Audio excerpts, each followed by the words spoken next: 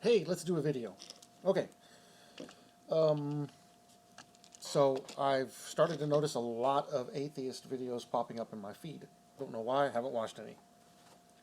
And the general consensus, of course, it's a bunch of younger guys putting this stuff out. They have this idea in their head that they've studied everything there is to study, and they are the foremost authority on the Bible and its authenticity.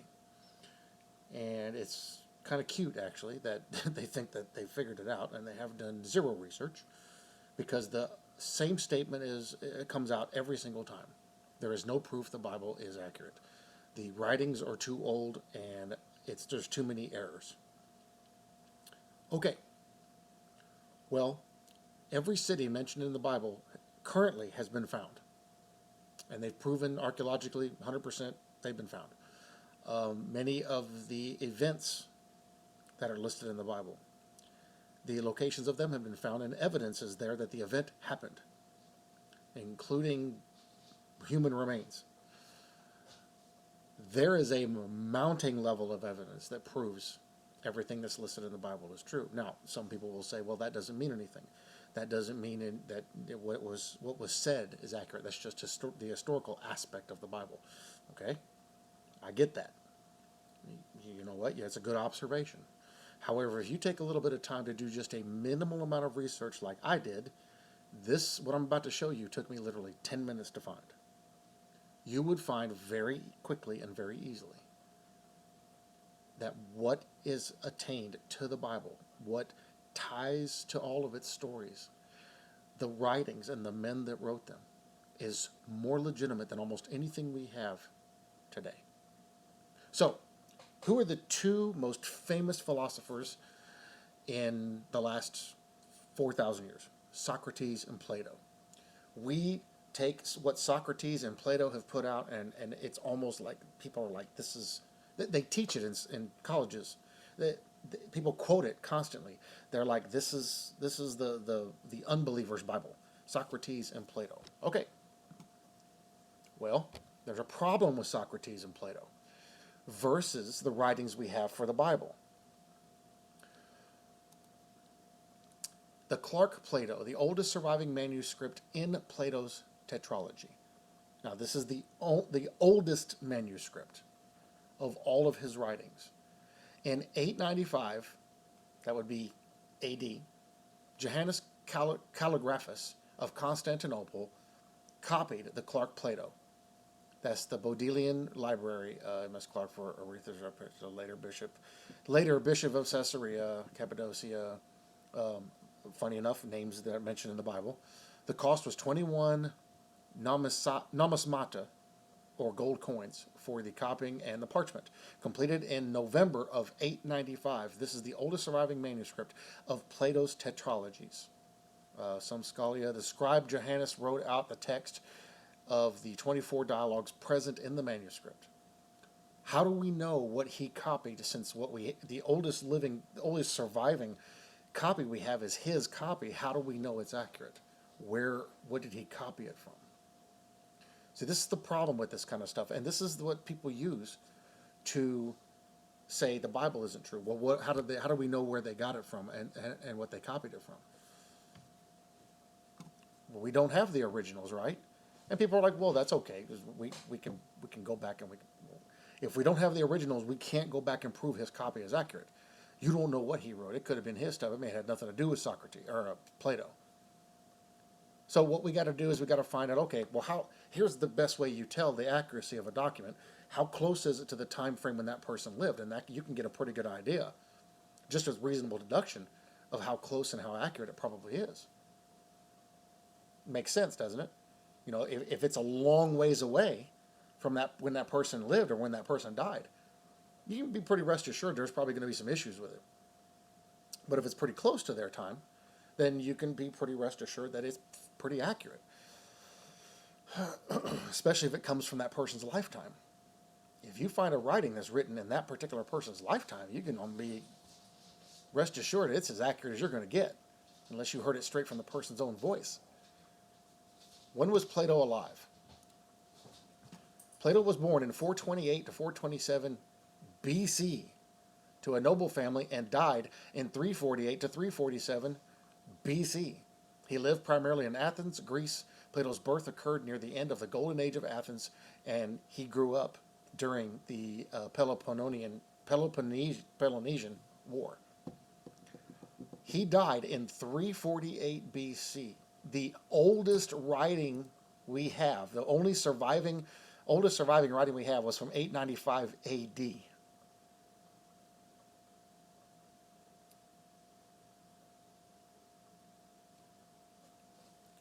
Does anybody see a problem here? I mean, I'm going to open up my little calculator on my phone here. 895 minus 348. So that's 547 years. Actually, it's way more than that. It's more like 1,300 years. Because once you hit 0, you got to go the other direction in the count. So you actually add those numbers. That's amazing to me. I was seeing if anybody was paying attention. So you got 1,200 years between his death and the oldest source that we have surviving. And the oldest source we have surviving is a copy, most likely of a copy, most likely of a copy, of a copy, of a copy. That many, 1,200 years, you can be rest assured none of his original writings survive. So what did he copy this from? Yet we take this as gospel truth coming from Plato. That's amazing to me. That's amazing to me when the writing is 1,200 years separated from the death. So how do we prove that that actually came from him? Yet people accept it, that it's good. Atheists say this is good. It's good. Really. Okay. Socrates. Now Plato did works on Socrates. Were written between 427 and 347 BC. So Plato, the work he did on Socrates, was right around down towards the last part of his life, near his death. The earliest copy of his manuscript is from 900 AD. Same time frame. Now, do we even have anything that even ties directly to Socrates, or did it all come through Plato? Do you see the problem here? When you have this much time between the death of the person and the writing, that's astounding. When did Socrates live? He was a Greek philosopher from Athens who credited as one of the founders of Western philosophy and as being the first moral philosopher of the Western ethical tradition of thought. Amazingly enough, this kind of proves Daniel 8, and that the Greece mentioned in Daniel 8 is America. Because we get everything we do from this. Most of what we do is based on these guys. Yet the earliest writing we have that has survived these men is from 1,200 years plus past their death. Socrates died in 399 BC. Over 1,200 years. That's astounding. Kind of makes you wonder if it's really accurate. Kind of makes you wonder if maybe somebody was pulling a rope-a-dope and everybody fell for it. They thought it's okay, it's okay. I mean, the fact that there's that far away would make me question. Wait a minute, how do I know that came from Plato? How do I know that came from Socrates? What's the evidence that shows that actually these writings are attributed to these men?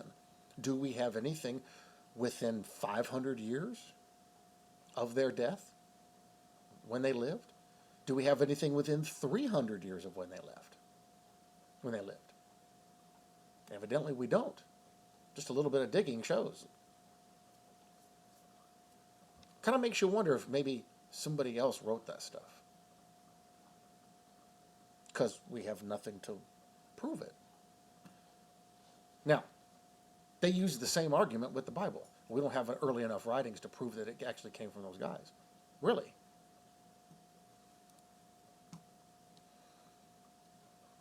All the books of the New Testament, I am on Bible Archaeology Report. This is just one of many resources.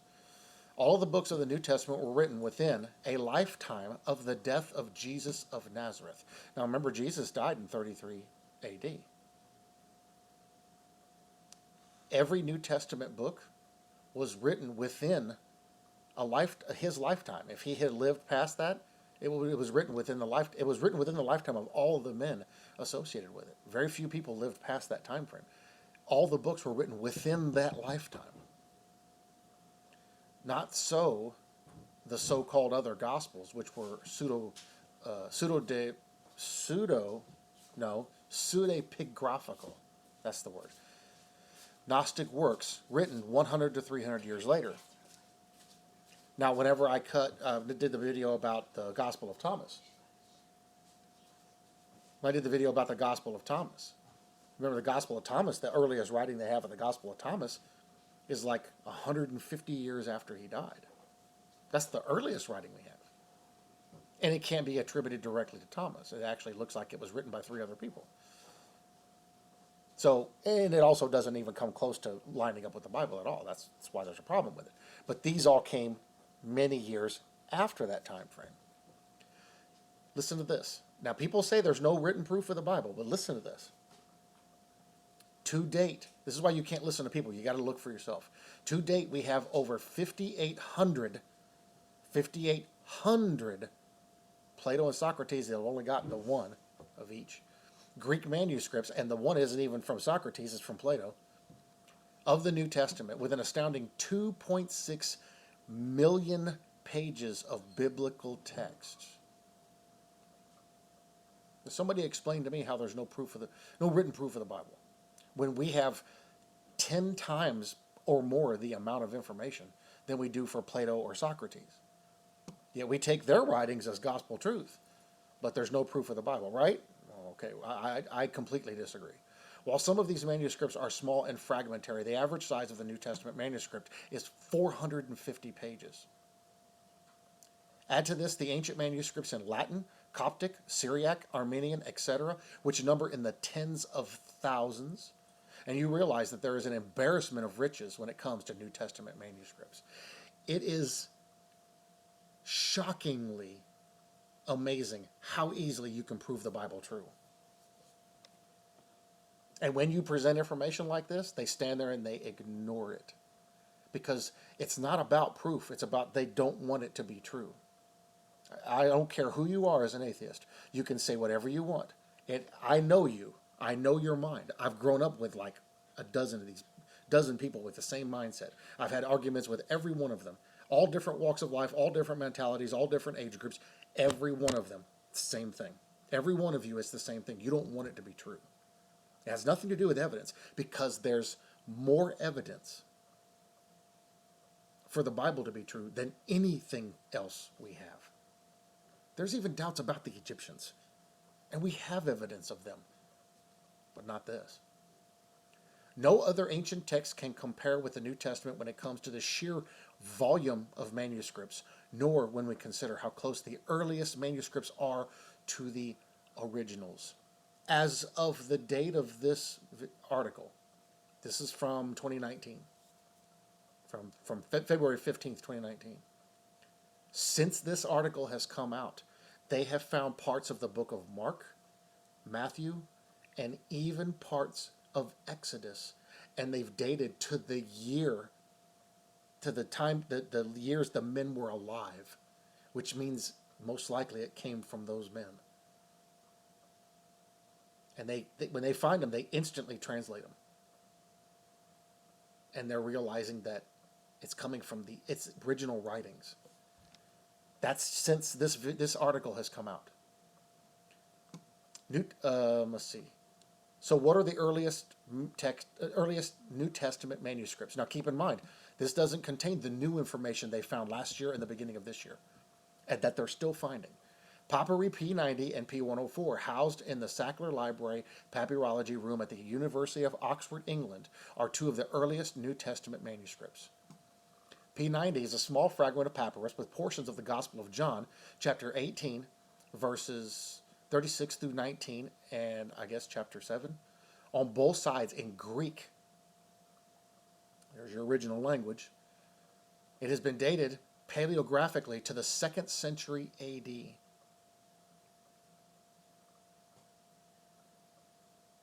Depending on when in the 2nd century AD, this is either 1 or 2 years away from John, or it was at the end of his life. But we think Plato is accurate when we have a 1,200-year gap between his death and his earliest writing. Tell me how that makes sense. It doesn't. Atheists don't do their research. They don't know anything. It's because it has nothing to do with evidence. It has to do with they don't want it to be true. I've told you guys before about the atheist archaeologist, tops in his field. He's like the go-to guy for anything archaeology, any fields associated with archaeology. And he was asked at a conference, and the video's on YouTube, and they stopped him before he walked away, and they asked, did Jesus really exist? And he said, look, I get asked this question all the time. He goes, and I'm answering again for the last time in this event, and I want everybody to hear. He shut everybody up. I want everybody to hear. No archaeologist or anyone in any associated field worth his salt can tell you Jesus Christ did not exist. We have the proof and the evidence he did exist, that he did walk this earth and he was a real person. He said it has nothing to do with what I believe. I have the proof to know that he was a real man. That's from an atheist, a hardcore atheist. Kind of makes you wonder what proof they got. This text is part of the Oxyrhynchus papyri, a group of manuscripts discovered in the ancient garbage dump near Oxyrhynchus, Egypt. Papyrus P104 is a 2nd century papyrus fragment that contains Matthew 21, 34 through 37 on the front and traces of verses 43 and 45 on the back. This manuscript is 6.35 centimeters by 9.5 centimeters in size. Scholars date the writing of Matthew's gospel to the late 50s or early 60s in the 1st century. That's within his lifetime. That's only 30 years after Jesus died. But Plato and Socrates, being 1,200 years separated, are more accurate, right? Is that the mentality we're going to use? See, this is why I say the things that I say the way that I say them, is because people aren't using reasonable deduction. People aren't thinking. People aren't, it's because they want their way and they're not going to get it. The truth is the truth. You can't deny it. You can sit there and argue all you want to, but it's irrelevant. The proof is right here for us to see. And I'm just barely getting into it. This is due in part to a comment by the church father Irenaeus. Remember him? We talked about him a few times. He met John. He studied under, I forget the other guy's name. Church father Irenaeus, that Matthew also issued a written gospel among the Hebrews in their own dialect, while Peter and Paul were preaching at Rome and laying the foundations of the church. John's gospel is dated to the late 1st century after the composition of the other gospels. Again, Irenaeus, writing near the end of the 2nd century, states, this is a quote, "Afterward, John, the disciple of the Lord, who also had leaned upon his breast, did himself publish a gospel during his residence at Ephesus in Asia." Irenaeus was in Ephesus during that time. And he says in his writings, and we've dated his writings to him, literally to his life. So we know they're accurate because they came from him. He states very accurately that he met the man. Early church history records that John lived the final years of his life in Ephesus, dying as an old man sometime near the end of the 1st century. See, what they always forget is that there's other writings other than what they think that they know of. We have other writings from other people that are accurate. Now, they keep saying, well, you can't take Josephus. We don't have to take Josephus. We have writings from Caiaphas, dated to him, they're written by him. We have stuff going to Pilate, Pontius Pilate, verifying these things. So when people talk about this stuff, they speak from a place of ignorance because they don't go read it. I've shared some of them, some readings of them from a channel that does this. That's all they do on my community tab. And these documents have been dated to the man. So if we've got documents that were written, we can prove they were written within the lifetime of the individual. Why do we say Plato and Socrates are accurate? And they consider them so accurate that they've shaped our culture in the United States of America and much of the modern world as far as government and understanding and societal statutes go. We consider them so accurate that we've made our societies and the way we live based on their concepts, but we can't accept a writing from the lifetime of the individual as it pertains to the Bible. It has nothing to do with proof. It has to do with they don't want it to be true. This means that these two manuscripts date to within 100 to 150 years of the original autographs. Even closer than that. For comparison, Pliny the Elder wrote his Encyclopedia, Natural History, in the 1st century, and the earliest manuscript we have is from the 5th century, a gap of 400 years. Yet, we have writings from this video, or from this article, like I told you, more stuff has been found, and it dates to almost to the year that it was written. The one from Exodus, they're like, well, Moses wrote this. It's written in the language he spoke then, because most of them spoke Egyptian. They had lost their language, remember? They had to relearn it. We also have archaeological proof with the same writing on it.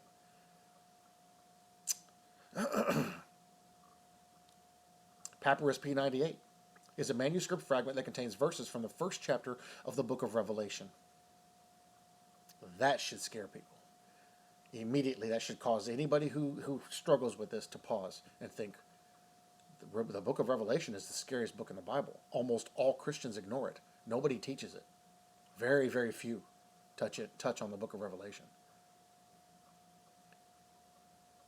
And we have a piece from the book, the writing. It was copied, so we know it's a copy, circa AD 100 to 200, likely in Egypt. When did John write the book of Revelation? So that's within about 100 years of when he wrote it, maybe just a hair more. The manuscript was first published by Guy Wagner in 1971, who dated it to the 2nd century. He did not recognize that it was biblical text. However, so 2nd century is from 100 to 200 AD.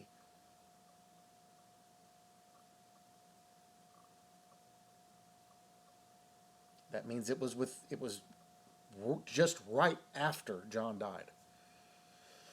Did not recognize it was biblical text, however, and it wasn't until 20 years later that Dieter Hagedorn identified it as coming from Revelation 1, 13 through 20. The manuscript is in the collection, I'm not going to say that French stuff, in Cairo, Egypt.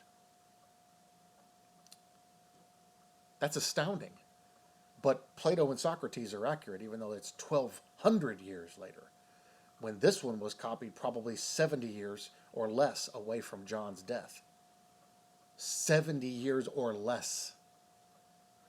But Plato and Socrates are accurate. So 70 years is a lot less than 1,200. So this kind of stuff just infuriates me because people absolutely will not look at the truth. And it has nothing to do with evidence because there's overwhelming evidence. If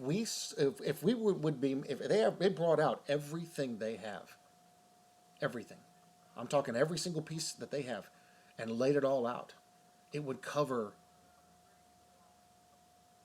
I think it was 15 football fields with no earth exposed. That's how much stuff they have about the Bible, and every bit of it proves it.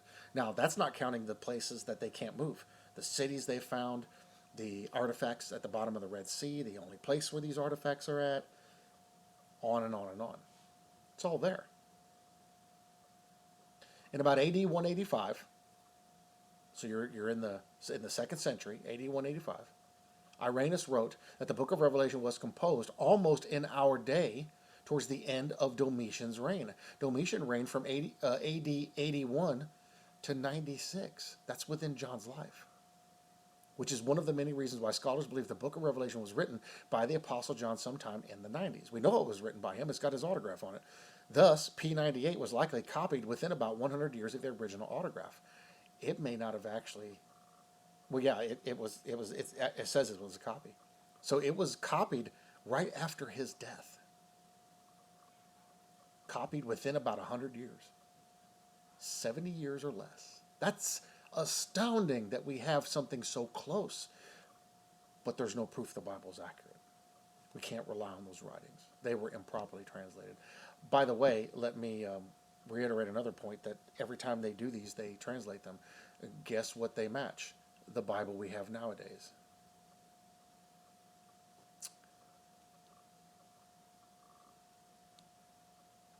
Knowledge is power. And if knowledge is power, why aren't you more powerful? Papyrus P52, the earliest and most famous Greek New Testament manuscript, is the Ryland Papyrus P52, currently on display at the John Rylands University Library in Manchester, UK. It was purchased in 1920 by Bernard Grenfell on the Egyptian antiquities market. However, it wasn't really discovered until 1934 when it was translated by C.H. Roberts. Three of the leading papyrologists in Europe to whom Roberts sent photos of the fragment dated it from AD 100 to 150, although most scholars today would use a wider date range of the 2nd century in general. P52 comes from a codex, i.e. book form, not a scroll, and contains parts of the 7 lines from the John 18, 31 to 33 on the front, and parts of 7 lines from verses 37 to 38 on the back.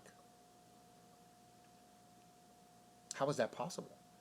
How could we have a writing so close to the end of John's life? But there's no proof the Bible's real. People are disgustingly ignorant these days. Here's what it says on the front. The Jews, for us, it is not permitted to kill anyone, so that the word of Jesus might be fulfilled, which he spoke, signifying what kind of death he was going to die.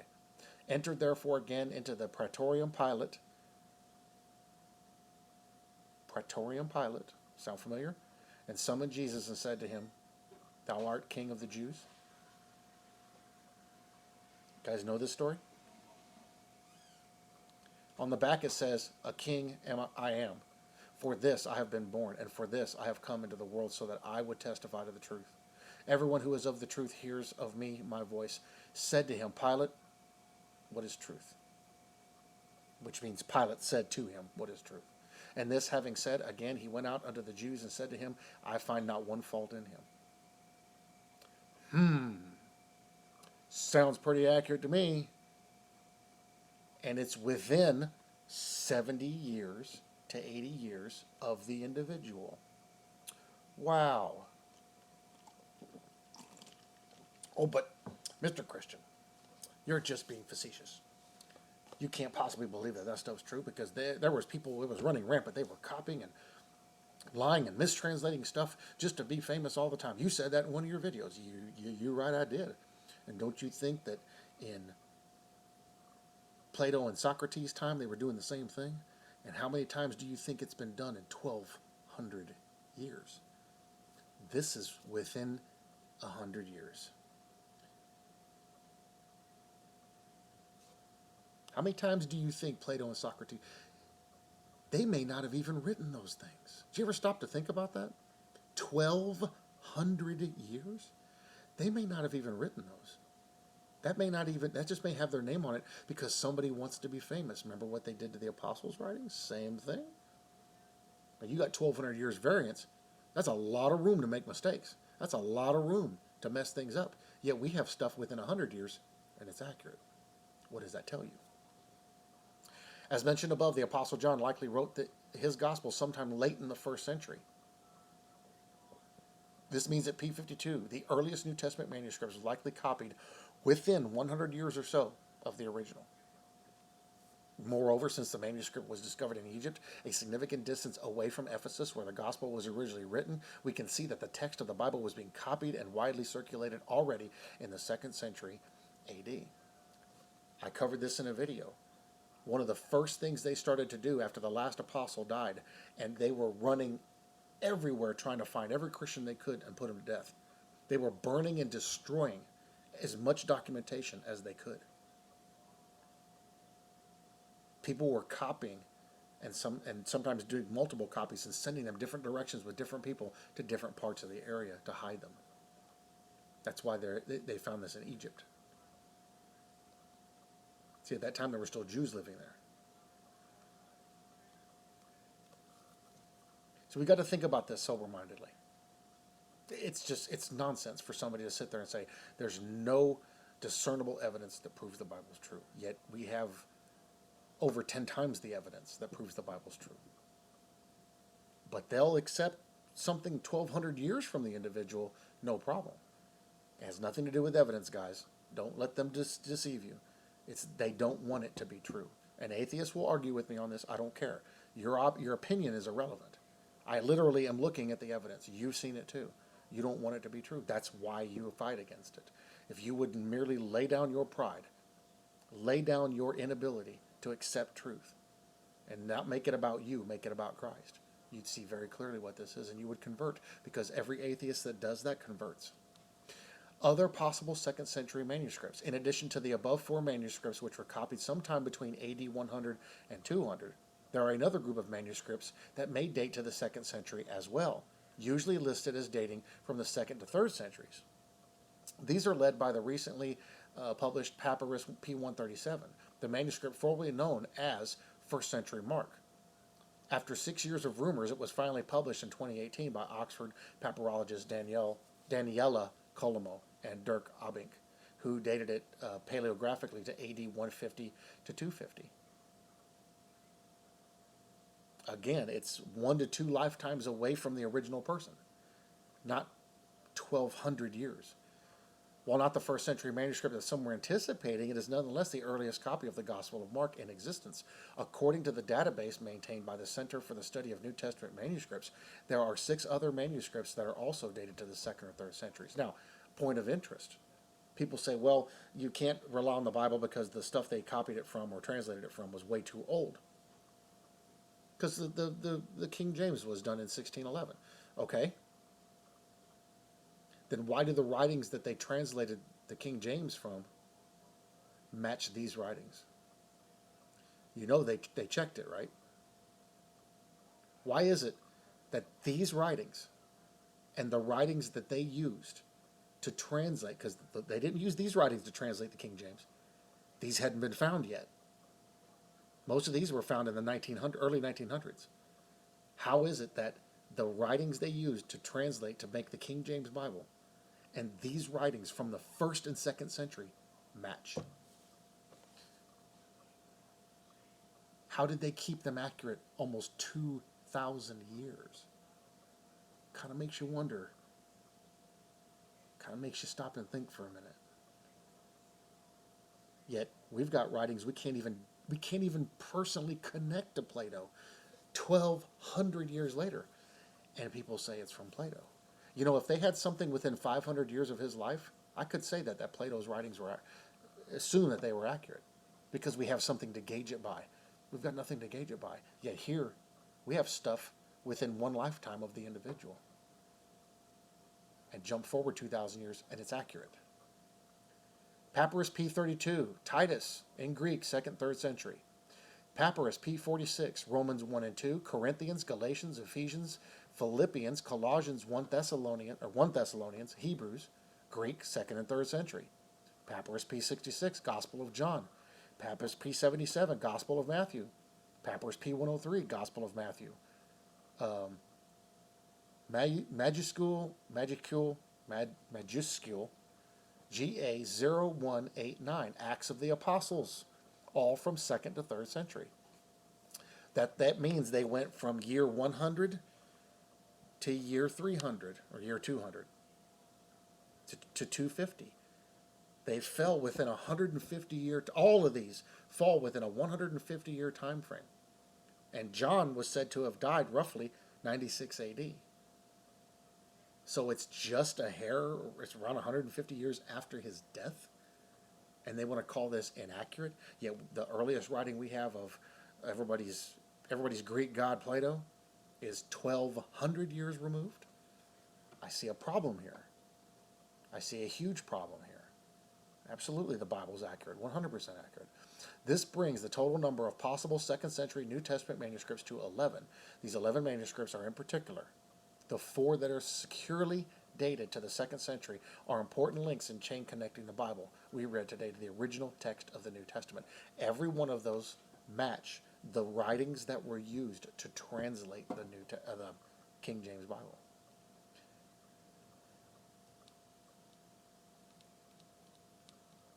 So why do we struggle with this? Why is this a constant issue and a constant argument? Why is this always a problem with people? Why do atheists always get smug and get full of pride, and especially these young guys fresh out of college where they teach atheism, stand up and go, well, you can't prove the Bible. Really? I just did.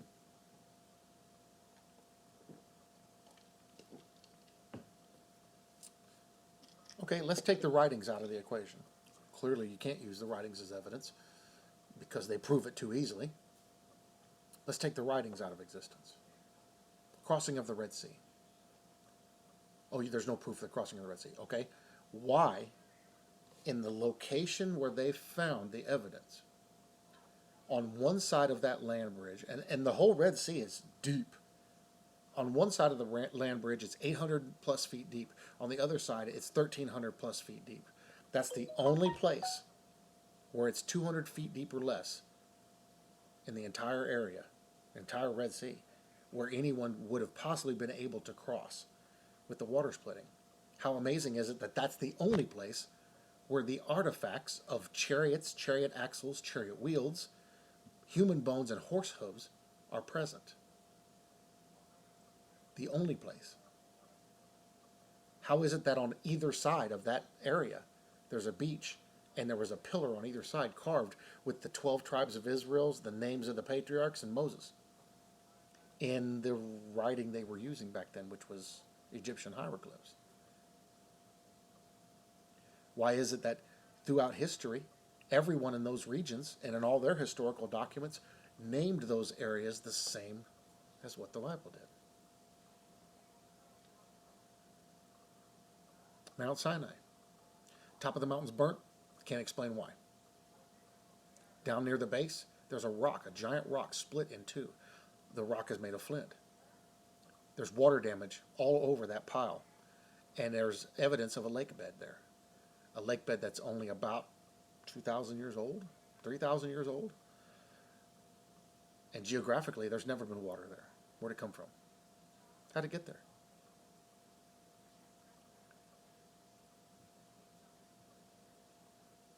We can keep going. Garden tomb. Why is the garden tomb show severe evidence of extreme ultraviolet blast of light? Intense, like sun strength. Intense blast of ultraviolet light. They can't explain it. It's within the tomb, not outside. Why can't they? They can't explain it. Nowhere else shows that evidence. They found the original city of David. They're excavating it right now.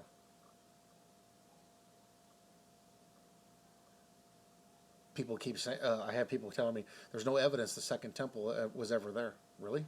What do you think the Western Wall is? The Western Wall is built literally from the stones of the Second Temple. It's all Herodian stone, carved by his masons. They find proof of it every time they dig down there. All the cities that David hid in, they just found Zoar, and they found evidence. They found pottery, they found jewelry, they found all kinds of stuff. Stuff with people's names on it. Do I need to go on? I mean, they literally found a synagogue on a hillside out in the middle of nowhere. And they excavated it. And somebody went back in there after they excavated. They're like, yeah, it's a Jewish synagogue. And they started to leave. Somebody went back in there, started cleaning off the floor, and found tile work saying Yeshua HaMashiach. Jesus is the Messiah. So evidently it wasn't a synagogue. Evidence is everywhere. But see, this is what people come up with to justify their understanding. They don't want it to be true. Annihilationists say it's a Jewish idiom, or that's not what the translation is, or they mistranslated it to make hell not eternal. Yet the Bible consistently says the hell is eternal. Jesus talked about hell 49 times. He talked about hell more than he talked about heaven. And it's always eternal. That's an example of justification. People talk about the resurrection. There's no way the resurrection happened. They stunk his body out. Okay, then why didn't they destroy Christianity on the spot? Well, how would they have done that? Present the body, bring him out. Yet they didn't. How is that possible? Doesn't make sense. None of it matches. Yet the evidence we do have matches. It matches perfectly. And you can't sit there and say, well, everybody's just got to figure it out for themselves. What color car do you drive? Now, whatever color you tell me, if I tell you no, that's actually this color. Because of the type of paint they used in the sunlight, it changes it depending on the angle that you're looking at it. Would you believe me? Now, if I showed you evidence, because there are colors that in the light, in certain lights, look different. If you take a blue car that's royal blue and put it under a yellow light, the paint job looks green, bright, bright green. And you can't tell it's blue, it's green. If I show you evidence of it, you going to believe that car is green? You're going to believe that car's blue. The car's blue. That's the evidence. But if I show you something that makes it look different, will you believe that, or you're going to believe the evidence? So while they've been trying to make this stuff over here to get people to doubt, all the evidence is sitting right in front of us. So they're over here going, look, look, look, look under this light. This is what it is. And that light makes it look differently, just like the blue car looks green under a yellow light. I'm going to go over here and I'm going to look at the blue car. I don't need to look at the light. I need to look at this, because that's the actual evidence that proves the car's blue. The same thing happens here. Why am I going to listen to people who have done no research when I can go and look at the actual evidence that's been found? The overwhelming. Did you hear how many documents they have? 2.6 million pages of biblical text. What do we have for Plato and Socrates? One booklet? And that's the earliest one. 1,200 years later, these are within 200 years. Within 150 years? It says 1 to 300 years? That's amazing. 5,800 manuscripts? Well, that's not what I want to do.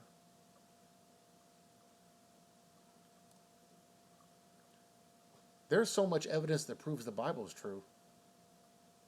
There's nothing else in existence that you can prove any truer, because there's not as much evidence that proves it.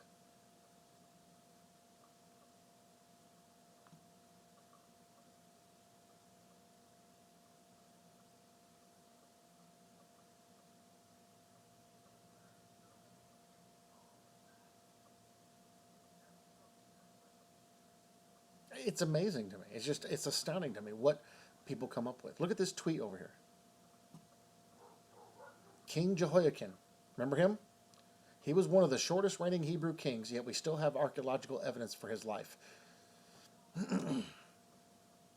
I'll link this in the description. You guys can go check out more of their stuff. They have a bunch of stuff here. So, we can't prove the Bible? I say we can't prove everything else, but the Bible we have no problem proving. Again, it's not about evidence. It's not about evidence. It's about desire. And people who don't look at this evidence, their desire is that it isn't real. So they ignore the evidence. I can sit down there and I can take literally the actual pages and lay them in front of a panel of atheists and tell them, this paper right here, we just found this last year. We've dated it to Moses' lifetime. It's not a copy, as nobody copied anything back then. Show them an actual page from the original book of Exodus, and they would still deny it. It has nothing to do with evidence. It has everything to do with denial. It has everything to do with lying to themselves. They don't want it to be true. That's why everybody says, you don't get sent to hell. You choose to go there, because they don't choose him. He says in his word, choose life. In Isaiah, we're going to end with a couple of scriptures from Isaiah. Isaiah 40 verse 6, the voice said, cry out. And he said, what shall I cry? All flesh is grass, and all its loveliness is like the flower of a field. If that's the case, why do you listen to man? Don't listen to man. Don't let man persuade you to deny him or to doubt yourself. Verse 7, the grass withers, the flower fades, because the breath of the Lord blows upon it. Surely the people are grass.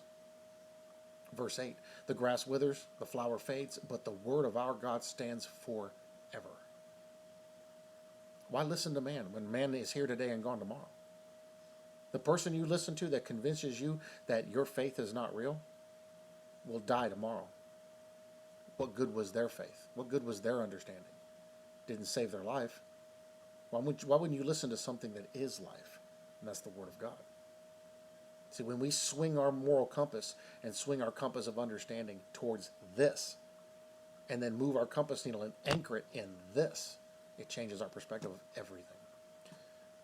Some of the scriptures that Isaiah 40 verse 8 leads to: Isaiah 46, 10 and 11, declaring the end from the beginning, and from ancient times things that are not yet done, saying, my counsel shall stand, and I will do all my pleasure. No kidding. We have some of the original writings that were written. We have stuff within a lifetime from the original person. Yet we don't have that from other people. You know, there's some of those Egyptian King Tutankhamun. They never could prove he existed till they found his actual tomb. Now, sure, they had evidence. They had writings, stuff that was thousands of years past. They had all kinds of weird stuff. None of it could be directly related to him. They never could prove that he was real until they found his actual tomb and found him in there.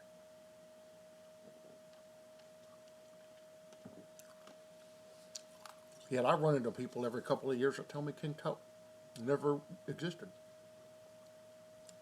Whose body is that was in his sarcophagus that had his name on it? Just saying. All stuff dated to his time frame. Verse 11, calling a bird of prey from the east, the man who executes my counsel from a far country, indeed I have spoken it. I will also bring it to pass. I have purposed it. I will also do it. See, we can rely on the word of God because God's not going to deny his own word. But that's where a lot of people mess up, is they start to receive it and then they start to deny it. Isaiah 55, 10 and 11, for as the rain comes down and the snow from heaven, it does not return there, but water the earth, and make it bring forth and bud, that it may give seed to the sower and bread to the eater. So shall my word be that goes forth from my mouth. It shall not return to me void, but it shall accomplish what I please, and it shall prosper in the thing for which I sent it. So when you trust in the word, you see the goals that are being set forth, and you see the fruition coming from them in the world around you. Psalm 119, 89 through 91, forever, O Lord, your word is settled in heaven. Your faithfulness endures to all generations. You establish the earth and it abides. They continue this day according to your ordinances, for all are your servants.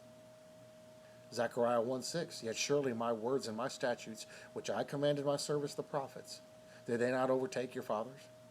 So they returned and said, just as the Lord of hosts determined to do to us, according to our ways and according to our deeds, so he has dealt with us. This was thousands of years ago when they believed the word. Matthew 5:18, for surely I say to you, till heaven and earth pass away, one jot or one tittle will by no means pass from the law till all is fulfilled. Matthew 24:35, heaven and earth will pass away, but my words will by no means pass away. This is evidenced in what I just showed you. Mark 13:31, heaven and earth will pass away, but my words will by no means pass away. John 10:35, if he called them gods, to whom the word of God came, and the scripture cannot be broken. That one actually goes further on in that. John 12:34, the people answered him, we have heard from the law that the Christ remains forever. And how can you say the Son of Man must be lifted up? Who is this Son of Man? The word tells them. Romans 3:1 through 3, what advantage then has the Jew, or what is the profit of circumcision? Much in every way, chiefly because to them were committed the oracles of God. For what if some did not believe? Will their unbelief make the faithfulness of God without effect? What does his word say? It says exactly what's going to happen. Promises of God, the faithfulness of God is irrefutable. 1 Peter 1:25, but the word of the Lord endures forever. Now this is the word which by the gospel was preached to you. See, this we can trust. And what's amazing is that we don't have to prove this. God already has proved it. Just sometimes you got to hold people by the hand and take them to where it is. Show them the evidence. And the evidence is out there. So when an atheist or somebody disguised as a Christian that's actually an atheist, and there are self-proclaimed believers who are actually atheists. It's hard to believe, but it's true. When they pop up and they start talking all their smack, you tell them, I wasn't put here to convince you, but I will hold you by the hand and lead you through the evidence if you'd like. And they'll get mad. Tell them, well, if you don't want it to be true, then it's obvious that it's just because you don't want it to be true. It has nothing to do with evidence. So no amount of evidence I show you is going to help you. And I've actually had this discussion with several atheists. That's why nobody that I know that's atheist talks to me anymore. Because some of the final conversations, I told them, I said, why would I show you proof that you're not going to accept anyway? Well, you don't know if I'm going to accept it. I said, yes, I do.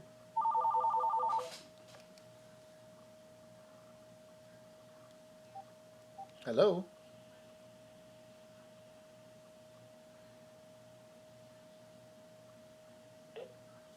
Sean? Yes? It's Kenneth. I'm calling for the National. I've got about a dozen of them a day. Okay. I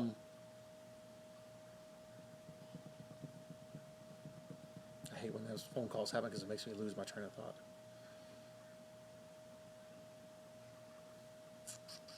I forgot where it was. Oh, that's right. Thank you. Having conversations with them, and they said, you don't know what evidence I'll accept. I said, yes, I do.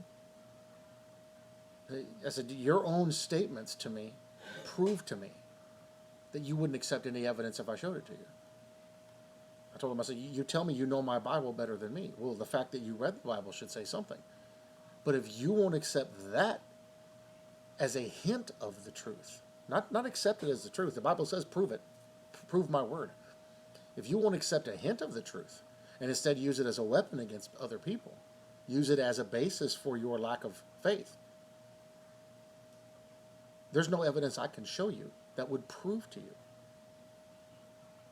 One of my buddies had a lot of motorcycles. He had several Harleys. I told him if I tried to use his mentality to help him.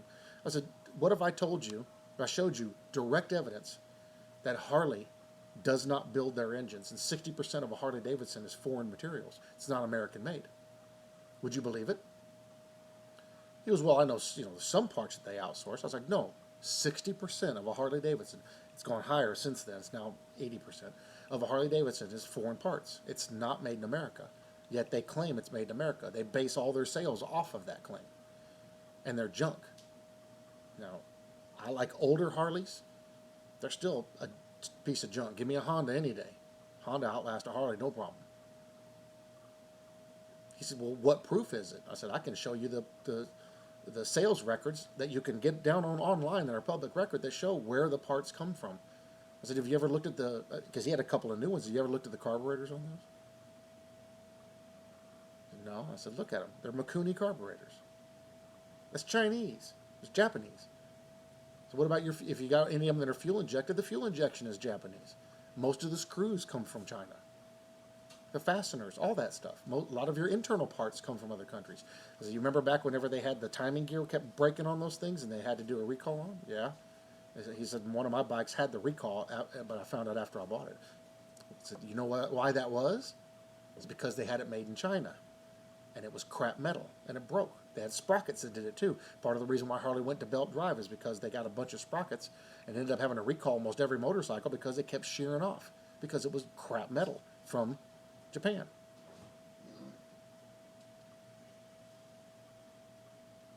So if I show you the evidence of it, you still won't believe it. That's not because of the evidence. It's because you don't want to believe it. You want to believe that Harley Davidson is the best thing since sliced bread. I say it's junk.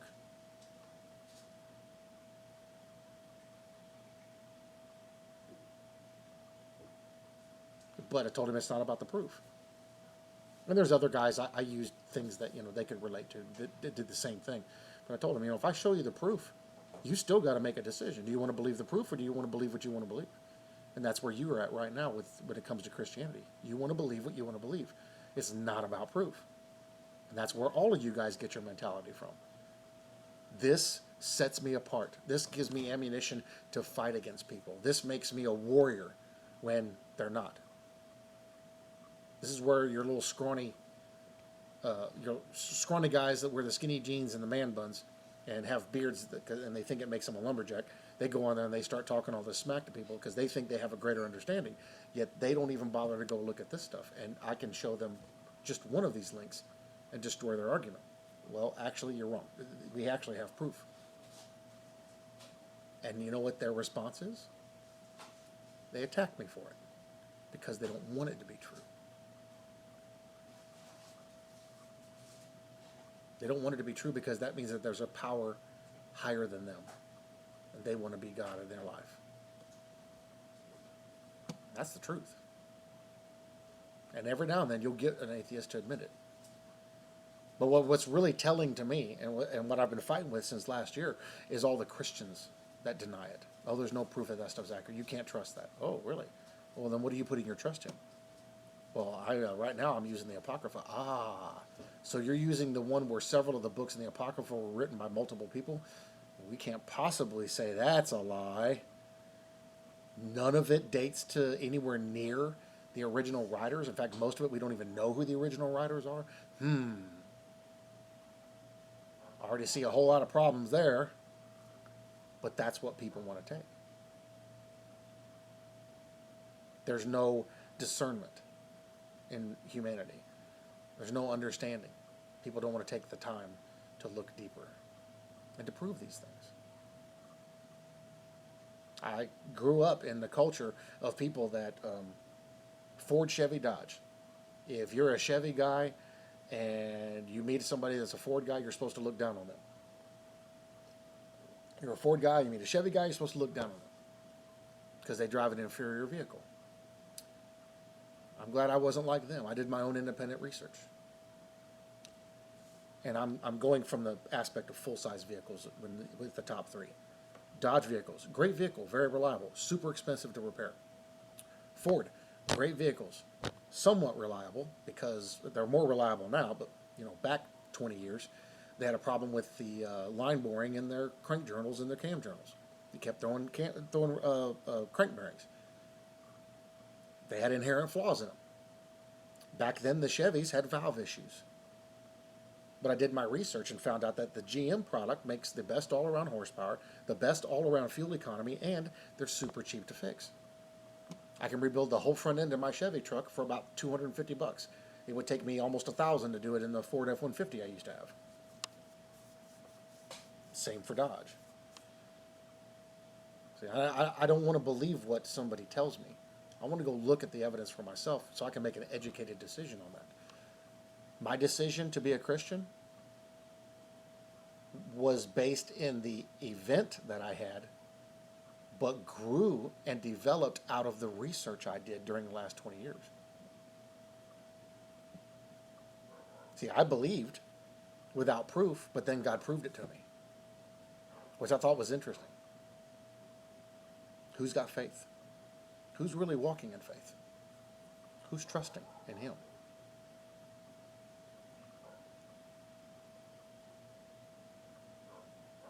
Some of the last words Jesus said before He left this earth was, and it was to Thomas. Kind of makes me wonder if the Gospel of Thomas may have been born out of some other reason. But He told him, you believe because you touched me. And you put your finger in the holes of my hands and put your hand up in my ribs. Which had to have been weird. Because I tell you, blessed are those who believe and have not seen the proof. Yet what do most Christians do? Constantly look for proof.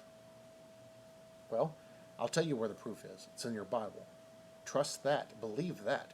Stop letting mankind tell you what to think. The problem we have today is we don't have enough rebels of the truth. We don't have enough people that are willing to stand up for God. We don't have enough people that are willing to get into the hard subjects and risk being wrong. They're scared to talk about it because they don't want to be wrong. I don't mind being wrong, because then when I learn the truth, I can correct it. It's part of being a believer. Oop, got it wrong. Got to back up and fix it.